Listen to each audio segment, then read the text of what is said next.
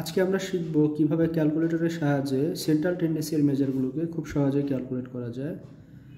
আমাদের এখানে সেন্ট্রাল টেন্ডেন্সির একটা প্রবলেম দেওয়া আছে, যেখানে উপরে একটা ফ্রিকোয়েন্সি ডিস্ট্রিবিউশন টেবিল দেওয়া আছে, যার নিচে কয়েকটা কোশ্চেন দেওয়া আছে যে calculate arithmetic mean, geometric mean and harmonic mean. So এখন আমরা ক্যালকুলেট করার জন্য সলিউশনে চলে যাই। গ্রুপ ডেটার জন্য arithmetic mean, geometric mean, harmonic মিনের ফর্মুলা কী হবে আমরা সবাই জানি। Arithmetic mean equal to sum over fx divided by n, সেমভাবে জিওমেট্রিক মিন, হারমোনিক মিন।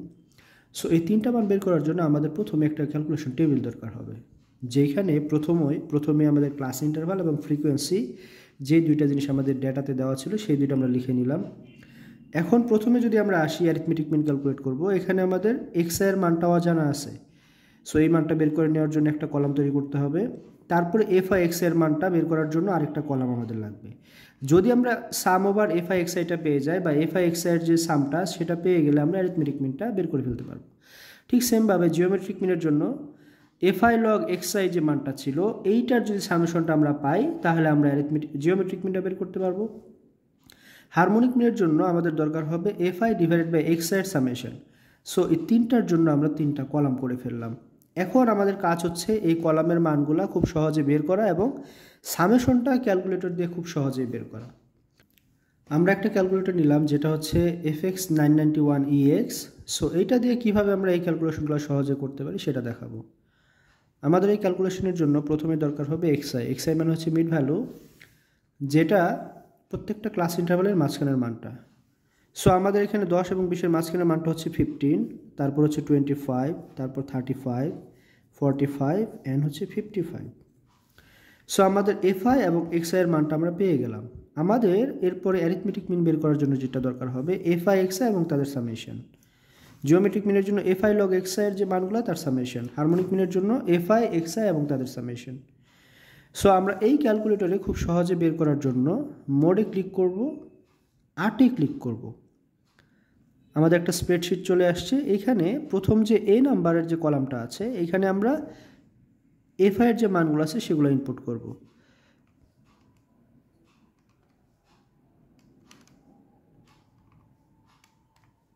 ইনপুট করা শেষ। এরপরে আমরা প্রথমে চলে গিয়ে আমরা বি যে কলাম আছে বি কলামে আমরা এক্সআই এর মানগুলো ইনপুট করব।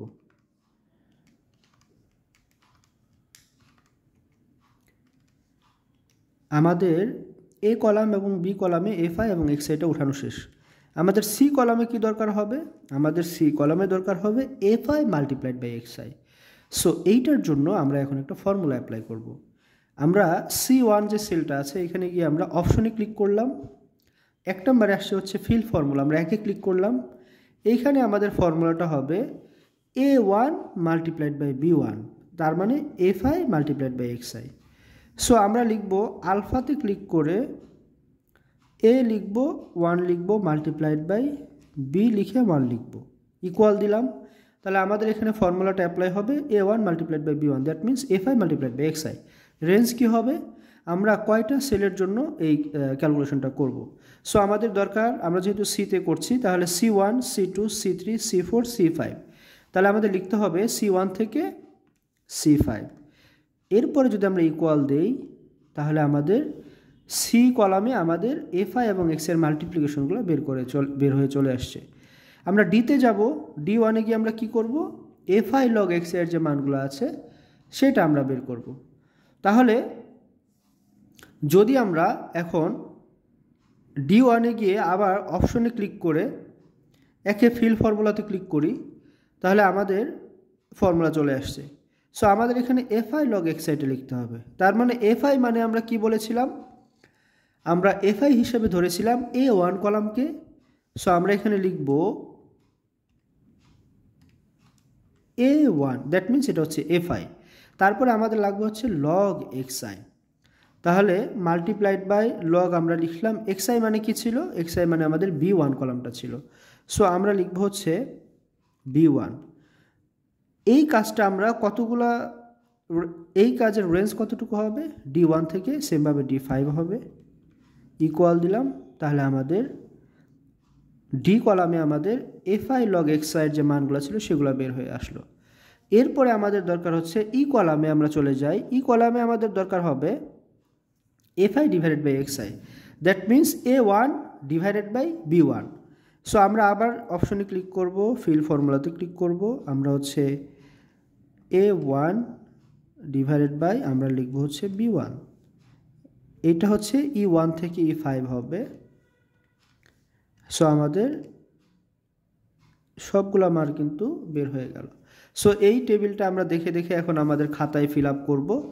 করার পরে আমাদের যেটা দরকার হবে, লাস্টে fi x এর সামেশন দরকার হবে, fi log x এর সামেশন দরকার হবে, fi ডিভাইডেড বাই x এর সামেশনটা দরকার হবে।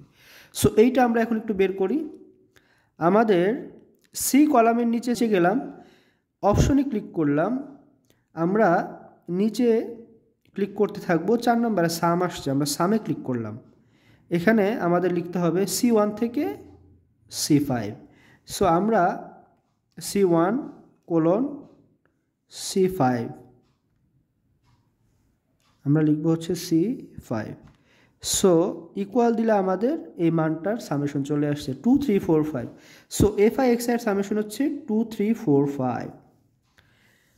ঠিক সেমভাবে আমরা পরে ডিতে যাব, গিয়ে অপশনে ক্লিক করব, আমরা নিচে ক্লিক করব, আমরা সামে ক্লিক করব, আবার লিখব হচ্ছে D1 থেকে কোলন দিয়ে D5। তাহলে মানটা আসছে 101.65।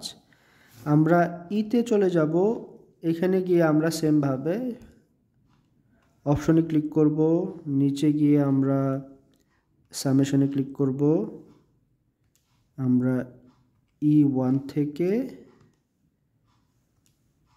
E5 এ ক্লিক করব, মানটা আমাদের চলে আসছে 2.189। সো আমাদের তিনটার সামেশন বের হয়েছে। এখন আমরা অ্যারিথমেটিক মিন, জিওমেট্রিক মিন আর হারমোনিক মিনটা বের করে ফেলতে পারবো। সো আমাদের অ্যারিথমেটিক মিন ইকুয়াল টু হবে fi x এর সামেশন ছিল 2 3 4 5 ডিভাইডেড বাই n মানে কি, n মানে হচ্ছে sum over fi, that means sum over fi। এটার মান হচ্ছে 67। সো লিখলাম 67। সো এখানে আমরা অ্যারিথমেটিক মিনটা পেয়ে যাব। জিওমেট্রিক মিন কীভাবে পাবো? জিওমেট্রিক মিন মানে হচ্ছে anti log fi x log x এর সামেশন ছিল 101.65 ডিভাইডেড বাই 67। এখানে অ্যান্টিলগ মানে কি? অ্যান্টিলগ মানে হচ্ছে যদি আমরা শিফট চেপে লগে ক্লিক করি যে মানটা আসবে সেটা হচ্ছে অ্যান্টিলগ। তারপর হারমোনিক মিন 67 ডিভাইডেড বাই 2.189। তিনটা মান আমরা পেয়ে যাব। শিফট চেপে লগে ক্লিক করলে এখানে আমাদের বসাইতে হবে 101.65 ডিভাইডেড বাই 67। সো এই মানটা হচ্ছে আমাদের অ্যান্টিলগের মান, জিওমেট্রিক মিনের মান 32.89। So thank you so much for watching this video.